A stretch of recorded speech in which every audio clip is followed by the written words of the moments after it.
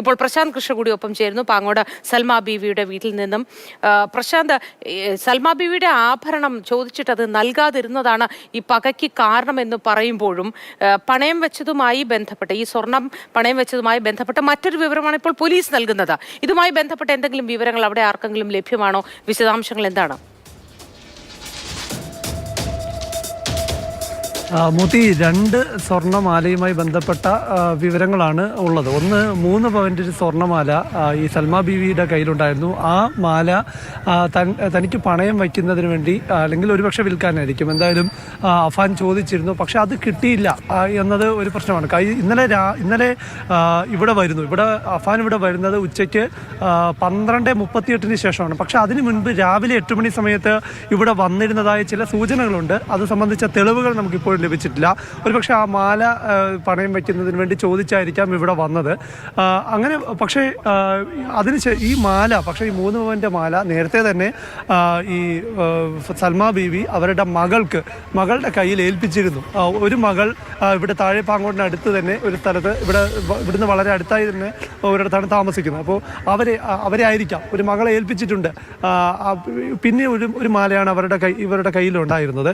ഒരുപക്ഷെ ഈ മാല ഈ അഫാൻ പണയം വയ്ക്കാൻ അല്ലെങ്കിൽ ആവശ്യപ്പെട്ട മാല അത് കിട്ടാത്തത് കൊണ്ടുള്ള പ്രകോപനമാണോ ഇന്നലെ ഈ കൊലപാതകത്തിലേക്ക് നയിച്ചത് എന്നത് ആണ് ഇപ്പോൾ നമുക്ക് അനുമാനിക്കാൻ സാധിക്കുന്നത്. കാരണം പോലീസിന് പോലും ഇക്കാര്യത്തിലൊരു വ്യക്തത ഇപ്പോഴും വന്നിട്ടില്ല. ബന്ധുക്കളും അതുപോലെ തന്നെ നാട്ടുകാരും പറയുന്നതനുസരിച്ചുള്ള പിന്നെ പോലീസിൽ നിന്ന് ലഭിക്കുന്ന വിവരങ്ങളുടെ കൂടെ അടിസ്ഥാനത്തിൽ നമ്മളും ഈ ഇൻസിഡന്റ് എങ്ങനെയാണ് ഉണ്ടായിരിക്കുന്നത്, ഒന്ന് അഫാന്റെ വീട്ടിൽ അമ്മയെ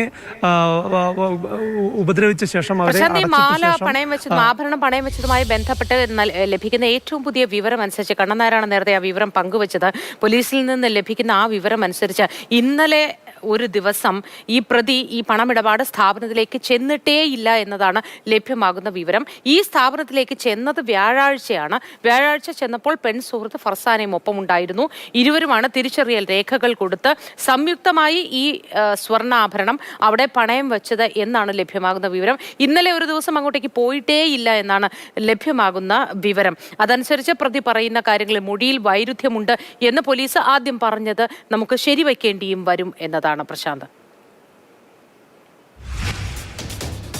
മോത്തി, ഇപ്പം അനന്തൻ നേരത്തെ വിശദീകരിച്ച കാര്യം, അതായത് പണം മുൻകൂറായി വാങ്ങി പണയം ഉരുപ്പടി പിന്നീട് നൽകാം എന്ന ഒരു സംസാരം അല്ലെങ്കിൽ അത്തരമൊരു ഇടപാട് അവിടെ നടന്നിട്ടുണ്ടെങ്കിൽ അത് പ്രകാരം ഈ ഉമ്മുമ്മയായ സൽമാ ബീവിയിൽ നിന്ന് പണയം ഉരുപ്പടിയായ പണം, ഈ മാല അത് വാങ്ങുന്നതിന് വേണ്ടി ആകാം ഇന്നലെ അഫാൻ ഇവിടെ വന്നതിന് ശേഷം അത് കിട്ടാത്തത് കൊണ്ടുള്ള പ്രകോപനം. പക്ഷെ എത്ര വലിയ പ്രകോപനമാണെങ്കിലും മനസ്സിലാക്കാൻ കഴിയില്ല.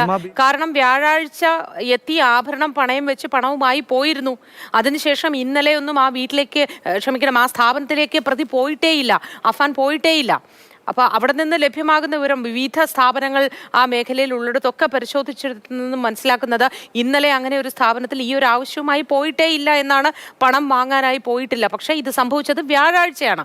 അങ്ങനെയെങ്കിൽ എന്തുകൊണ്ട് സൽമാ ബീവിയുടെ വീട്ടിലേക്ക് എത്തി ഈ ഒരു ക്രൂരകൃത്യം നടപ്പാക്കി എന്നതിൽ വീണ്ടും വ്യക്തത വരേണ്ടിയിരിക്കുന്നു. കാര്യങ്ങൾ മറ്റൊരു ഗതിയിലേക്ക് പോകുന്നു എന്ന് വേണം മനസ്സിലാക്കാൻ.